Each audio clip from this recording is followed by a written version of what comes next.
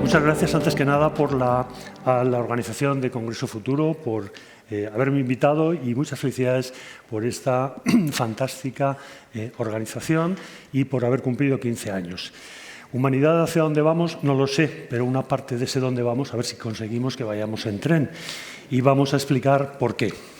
Yo voy a hablar de ferrocarril y, antes que nada, bueno, pues, me presento. Yo soy, como acaban de decir, soy ingeniero. La semana que viene hará 45 años que soy profesional del ferrocarril, os he dedicado toda mi vida profesional y una gran parte de la vida personal al ferrocarril. Actualmente soy consultor, asesor,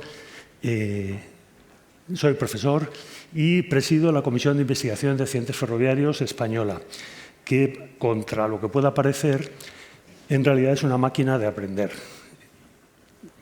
He trabajado para unas cuantas instituciones, tengo que añadir dentro de poco, pues en la próxima, la de Chile. Antes que nada, quería hacer unas observaciones importantes sobre el ferrocarril. El ferrocarril no es lo que casi todo el mundo piensa. La gente tiene un concepto del ferrocarril que es una línea pintada en un mapa, eso es una parte del ferrocarril. Y luego la gente también tiene una idea de que el ferrocarril es una cosa que echa humo y que es muy romántica. Eso es el ferrocarril de hace 80 años. Hoy día el ferrocarril es otra cosa y en el futuro será otra cosa todavía. El ferrocarril es un buen producto de transporte que se caracteriza por la capacidad. Antes que nada, el ferrocarril significa capacidad y, si se hace bien, sostenibilidad. Mucha gente se queda solo con sostenibilidad. El ferrocarril siempre necesita fondos públicos. No se puede concebir, salvo situaciones muy concretas, no se puede concebir el ferrocarril de forma privada y entonces las autoridades tienen que intervenir, tienen que planificar. Ahora veremos algunas ideas al respecto. El ferrocarril es un sistema complejo, no solamente es la vía, como acabamos de decir, no solamente son los trenes, hay muchísimas cosas. Es la formación del personal, es el mantenimiento, son las estaciones, son la normativa, en fin, hay muchísimas cosas que tienen que coordinarse, ahora veremos. Y luego, pues el ferrocarril en todo el mundo es igual y distinto. Tenemos que adaptar los principios del ferrocarril a lo que necesitamos en cada país y en cada situación. Y, por supuesto, tenemos que seguir innovando. Hoy día todo el mundo piensa en los coches eléctricos, pero es el coche del futuro y en los aviones del futuro, pero el tren del futuro necesita unos periodos de madurez y unos periodos de desarrollo muy importantes. Antes que nada, yo mencionaría 3 letras, S, S, F. Primero de todo, servicio. El ferrocarril se tiene que planificar para producir un servicio. Es la primera S. La segunda es sistema. Tenemos que considerar todos los elementos de ese sistema de una manera coordinada. Y aquí ya tenemos 2 principios. El ferrocarril de viajeros nunca puede ser negocio. Siempre puede haber algún tipo de concesión, algún tipo de acuerdo, pero en general siempre necesita una participación pública importante de manera incluso económica. Sin embargo, las cargas, el tren de mercancías, pues puede ser negocio y debe ser negocio y que hay que plantearlo para que así sea. Esa es la segunda S.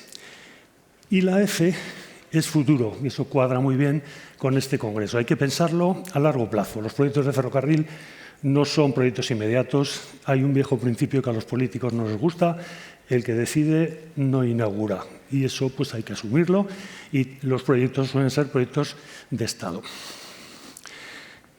En el siglo XIX y hasta bien entrado el siglo XX, el ferrocarril era lo único que había. Había ferrocarril o nada, o caballo o andando. Entonces, alguien construía una vía de tren, alguien ponía un tren, alguien hacía un plan de explotación, alguien hacía un plan comercial y entonces venían los viajeros y las mercancías. Pero hoy día la situación no es la misma. Hoy día el ferrocarril tiene que competir y, por lo tanto, tenemos que buscar lo mejor del ferrocarril, que es, entre otras cosas, la capacidad. Por lo tanto, El planteamiento es, primero pensemos en lo que vamos a transportar y cómo, ese famoso servicio que acabamos de decir, la primera S. Con eso diseñemos un plan comercial del que va a derivar un plan de explotación y, a su vez, vamos a comprar, en base a eso, unos trenes y vamos a construir unas vías. Es decir, el objetivo del ferrocarril nunca debe ser construir líneas. El objetivo del ferrocarril siempre tiene que ser pensar en los servicios, porque de otra manera no seremos competitivos. La segunda S de sistema es comparable a una orquesta. En el ferrocarril interviene la infraestructura, los materiales, el tren, las personas, intervienen las normas, intervienen los aspectos de investigación, en fin, todas las cuestiones que tienen que converger en el ferrocarril y, por supuesto, tiene que haber un director. Si no lo coordinamos todo, no podemos imaginar una orquesta en la que cada uno toque lo que le dé la gana. Tiene que estar coordinado. El ferrocarril compite por capacidad y, si se hace bien, por sostenibilidad. Y luego hay una cuestión de seguridad que vamos a comentar, que tiene que ver con la resiliencia que hemos evocado hace un momento. El factor humano y la cultura ferroviaria son fundamentales para que la gente entienda cómo debe ser el ferrocarril. Simplemente, muy rápidamente, el ferrocarril se basa en 3 principios. Es un sistema de transporte que se guía él solo, de una manera muy sencilla. Tiene un contacto entre la rueda y el carril que tiene muy poquita deformación, y ahora explicaremos lo que significa, y un bajo rozamiento en ese contacto. De manera muy rápida, por cuestiones de robustez, los ejes y las ruedas tienen que ser solidarios, entonces al llegar a una curva, una rueda siempre va a tener más recorrido que la otra. Eso se compensa con una conicidad. No sé si el vídeo que he preparado... Bueno, es un pequeño vídeo que muestra cómo automáticamente las ruedas se van acoplando a su posición para tener el punto exacto de desarrollo de la curva. Eso quiere decir que de manera muy simple y automática el tren se conduce a sí mismo a través de todas las curvas y de todos los accidentes del terreno. El segundo principio, quizás el más interesante, significa cómo podemos empujar una tonelada de carga, de masa, y ponerla en marcha. Lo vamos a decir muy rápidamente, porque de esto podríamos estar hablando mucho tiempo. Si ponemos una tonelada de masa en un trineo, probablemente necesitemos 300 kilogramos de fuerza para ponerlo en movimiento. Si lo ponemos en un vehículo de carretera, pues necesitaremos bastante menos, unos 15. Pero si lo ponemos en una vía de ferrocarril, con un dedo puedo mover una tonelada. Y esta es la razón de ser del ferrocarril. Con la misma energía puedo llevar mucha más carga o la misma carga necesita mucha menos energía para moverse. La deformación en el contacto pues significa que el contacto es prácticamente puntual. Si tomamos como referencia este tren, el primer tren de alta velocidad que salió en España hace ya 35 años, este tren que tiene 200 metros, viaja a 300 kilómetros por hora, lleva 350 personas y este tren tiene 26 ejes, o sea, 52 ruedas. La suma de esos puntos de contacto de esas 52 ruedas son apenas 50 centímetros cuadrados. Es decir, todo ese tren va flotando de alguna manera sobre el equivalente a una tarjeta de crédito. Como conclusión, tenemos que el ferrocarril aporta capacidad, respeto por el medio ambiente y seguridad. Lo vamos a decir muy rápidamente y eso se llama capacidad y sostenibilidad. Esos son los principios del ferrocarril. Con ello podemos concluir que al ferrocarril lo que le va es todo lo que sea a lo grande, todo lo que sea, como dirían los americanos, el estilo tejano, todo lo que sean grandes cargas, grandes cantidades de personas, grandes velocidades, grandes distancias, eso le va al ferrocarril. Y un último concepto muy importante, el coste externo. Cuando estamos viajando en cualquier modo de transporte, tenemos un coste directo que vamos a pagar, el billete del tren, la gasolina, el desgaste de ruedas, el peaje de la autopista, pero hay una parte que no pagamos y que paga la sociedad. Eso se llama externalidad o coste externo. ¿Y cuánto es ese coste externo? Pues de una manera muy sintética podemos decir que si hacemos un viaje de 1.000 kilómetros, una sola persona, en vehículo privado, la sociedad tendrá que pagar del orden de 87 dólares o euros. Si viaja en avión, 48, aparte de lo que le cueste el billete. Si viaja en autocar, 38, pero si viaja en ferrocarril, el coste que tendrá que pagar la sociedad por ese viaje de 1.000 kilómetros son apenas 20 euros. Eso da una idea de lo bueno y lo positivo que es para la sociedad el ferrocarril. Ya que hablamos de resiliencia, vamos a hablar de proteger al ferrocarril. ¿Por qué tenemos que proteger al ferrocarril? Bueno, hay mucha gente que dice que el ferrocarril es caro. Yo prefiero decir que el ferrocarril necesita muchas inversiones. Moviliza mucha gente, muchos trabajadores, usuarios, terceros, persona que vive cerca de la vía. Es emblemático y es mediático. Y luego es un sistema que acabamos de ver que es un sistema muy complejo, cuyos elementos están distribuidos por el territorio de manera amplia y además a la intemperie y con ciclos de vida diferentes. ¿Por qué tenemos que protegerlo? Bueno, pues precisamente por todo eso tenemos que hacer distintos tipos de protección. Desgraciadamente, en lengua española, castellana, no existe diferencia. En inglés y en francés se llama safety y security, y para nosotros es solamente seguridad. ¿Qué es cada una de esas cosas? Pues la vamos a ver. Y entonces el ferrocarril, cuando hablamos de seguridad integral, de la protección total, pues hablamos de la suma de safety, security, seguridad frente a riesgos naturales y seguridad frente a otros eventos. Safety es la protección frente a todo aquello que no queremos, que nadie quiere que ocurra. Yo puedo tener un comportamiento negligente, confiado, pero no quiero que descarrile el tren. Por lo tanto, tengo una orientación a que todo salga bien. Intervienen el diseño, la concepción del sistema, la señalización, la tecnología, el mantenimiento, la formación, la supervisión. Todo eso se llama safety. Tiene dos elementos, la funcionalidad y el coste.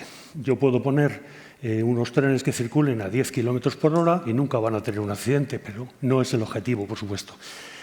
Tenemos que combinar la eficacia con la funcionalidad y con el coste. ¿Cuánto me gasto en seguridad para que sea razonable? ¿Quién interviene en la safety?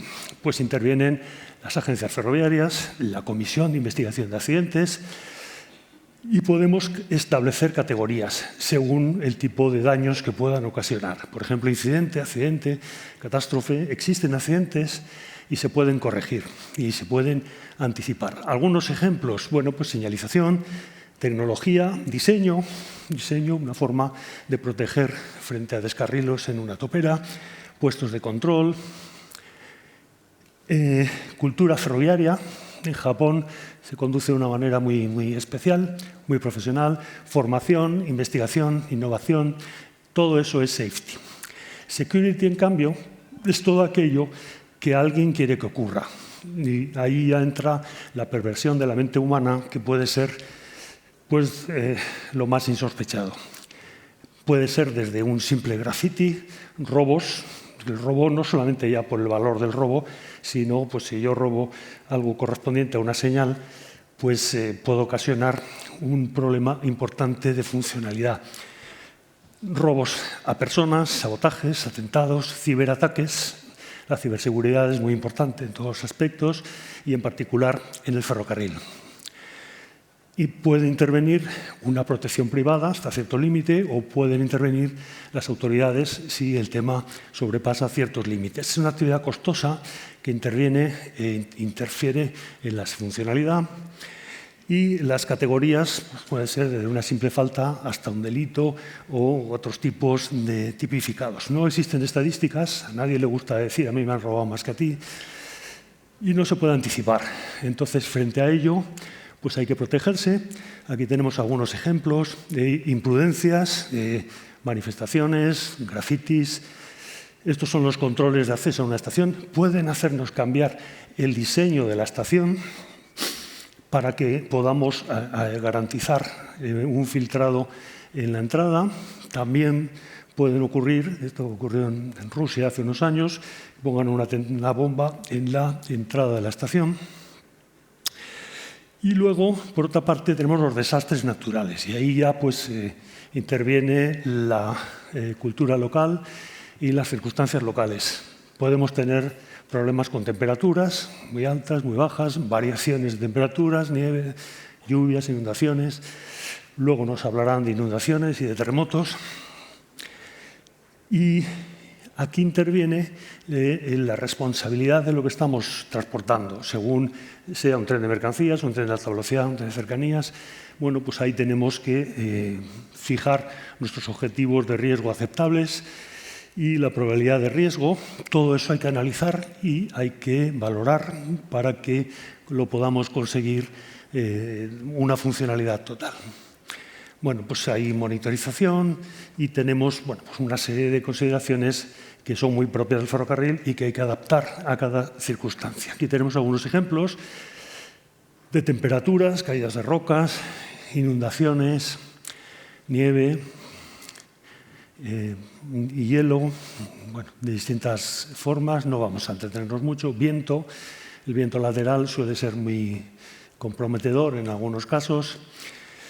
Inundaciones, esto es una imprudencia porque aquí no se ve la vía, en cambio ahí, aunque no lo parezca, sí se ve la vía. Bueno, pues ahí podemos, según qué circunstancias, podemos operar. Protección frente a la lluvia, esta es una entrada a metro que está elevada para evitar que en caso de inundación en la calle pues no entre el agua dentro del metro. Terremotos, eso luego se comentará, pero yo tampoco tengo mucho que decir en Chile porque afortunadamente en España no tenemos este tipo de fenómenos. Y luego tenemos otro tipo de acciones, como pueden ser pues fuegos, emanaciones. Este es un caso de un incendio forestal cerca de la vía.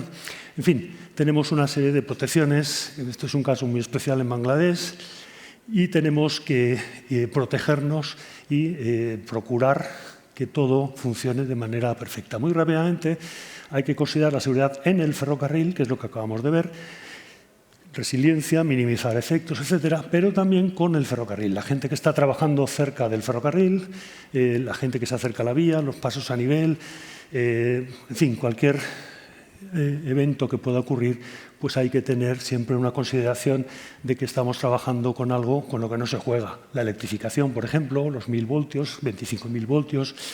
En fin, no vamos a hacer mucho hincapié, pero bueno, hay que tener en cuenta pues, que todo eso tienes que considerarlo para tener una seguridad total en y con el ferrocarril. El futuro del ferrocarril pues, es capacidad y sostenibilidad, intermodalidad, accesibilidad. Bueno, la evolución tecnológica va a pasar muy rápidamente. El ferrocarril de hoy es muy competitivo hoy, pero esa tecnología tal vez dentro de 30 años no sea competitiva, hay que desarrollarla hoy. Los grandes trenes de carga. Y el futuro, también me gusta acabar con esta diapositiva. El futuro es eso, tecnología, servicios, clientes, Big Data, en fin, todo lo que queramos. Pero el futuro es esto. Esta fotografía es muy simbólica. Este tren es el récord del mundo de velocidad, esta locomotora en tracción vapor. Y este señor, que no sé quién es, pero es un chavalito que estaba en el museo, él es el que va a disfrutar o a sufrir lo que nosotros hagamos o lo que no hagamos. Y además es el que lo va a pagar. Entonces tenemos que pensar en el futuro y tenemos que pensar que lo que hacemos es esto. Creo que eso cuadra muy bien con la idea del Congreso.